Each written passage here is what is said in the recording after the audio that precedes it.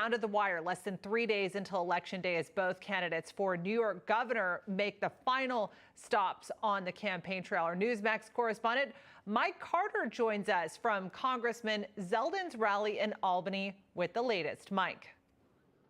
Speaking to supporters in the Capital Region Thursday night, Lee Zeldin, New York's Republican gubernatorial candidate, saying he wants to party like it's 1994, a reference to the last Republican governor's first term in office, George Pataki. It's time to go back in time, New York, says Zeldin. He says the energy is there, the coalition is there between Republicans, independents, and Democrats, and now there's just one thing left to do: vote. And the Capital Region's ready to fire Kathy Hochul, I think. Zeldin going after Kathy Hochul on crime. Kathy Hochul likes to say they don't have a plan.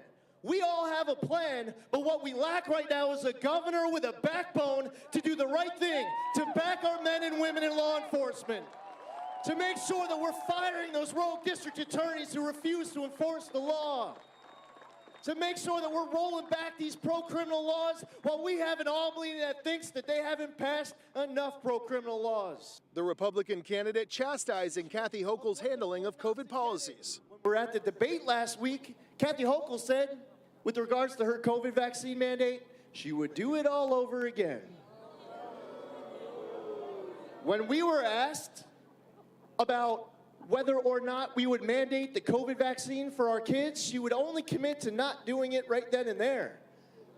And I said, well, when it was my turn, I would never mandate the COVID vaccine for anyone at any point. Zeldin says he's built a coalition of Democrats, Republicans, and independents, and saying in the final days of his campaign, it's one team, one ticket. I'm not asking you to support just one of us. I'm asking for you to support all of us. People are taking notice that we are not crazy, that America is ready for change, that ground zero for that change is New York. Lee Zeldin's going to be the next governor of this state. I believe I'm going to be the United States Senator from this state. And I think that when election night comes, a lot of people are going to be missing the obvious, that it's a we the people movement that has always and will always power this great nation that we love. Zeldin's rallying cry in the final days of his campaign: one team, one ticket, asking New Yorkers to look at all Republicans running in this year's midterms as he and other GOPers look to restore balance here in New York and in Washington. In the Capital Region, for Newsmax, I'm Mike Carter. Mike Carter, thanks for that report. With just a few days to go before the midterm elections, key elections will determine, again, the balance of power in the U.S. That is what is at stake right now. But joining us now is the Republican gubernatorial candidate in Illinois, Darren Bailey. Darren, we appreciate you being here. Very exciting time. It's hard to believe that what we've been talking about for over the last year is going to be just days away from us. What are you and your team doing, again, with just 3 days until the midterm elections? We're doing the same thing we've been doing every day for the last 2 years and even the last 4 years that I've served as a state representative and a state senator. We saw the problems that we have here in Illinois, and we're fighting like crazy to save them. And I'm telling you what, we're seeing the same thing that they're seeing in New York. People are fed up. People are tired. They're scared. We have a pro-crime bill that has been adopted by our governor.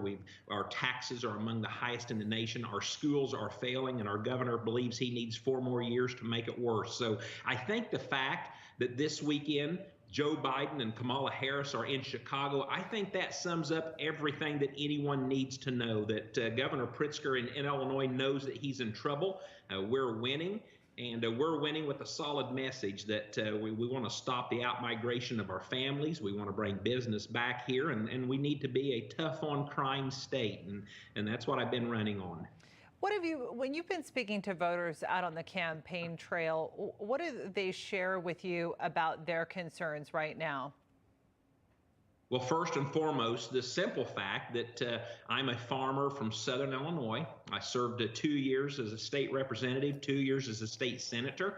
I got elected at the same time as Governor Pritzker, so I've been standing up against, we have a super majority of Democrats, so the Democrats have been able to do anything at will that they've wanted over the last 4 years.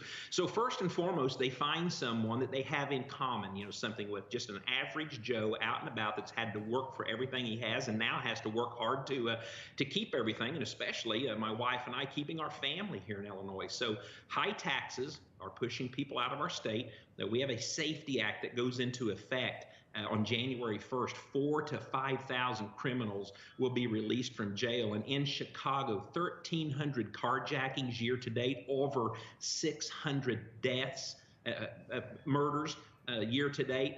And that's all going to be exposed and be wide open to happen across the state on January 1st if we don't get rid of J.B. Pritzker and if we allow this egregious, terrible Safety Act to go into effect. So safety, tax, schools, that's our platform. President Biden earlier this week in a primetime address talked about threats to democracy, talking about extreme MAGA Republicans, but also using the attack on Paul Pelosi, the husband of House Speaker Nancy Pelosi, to talk about how political rhetoric has reached a fever pitch, threatening both Democrats and Republicans. I know you received a voicemail, a threat to kill you and your family. What do you think is driving this? Do you think that the president is on message here in any way?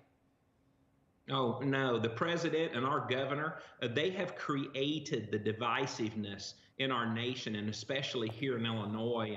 And we need to start bringing unity, back to the table. And that's what I offer for Illinoisans, to unify, the city of Chicago with the rest of the state, north, south, east, west, to unify the simple fact that I have served. We've had 2 back-to-back billionaire governors here in Illinois, and I think that's created a lot of our problems, kind of a my way or the highway mentality.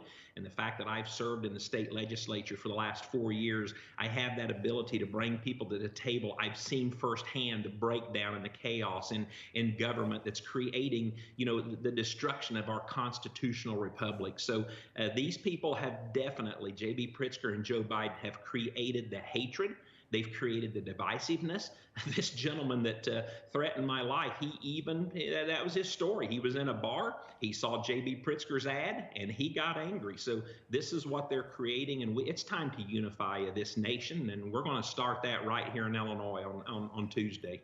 That's a great closing message, and I just want to say, Illinois is a state that is very close to my heart. I was born in the suburbs of Chicago in Arlington Heights. So it's been great to have you here, and we appreciate you being with us. Republican gubernatorial candidate Darren Bailey. Thank you. Thank you.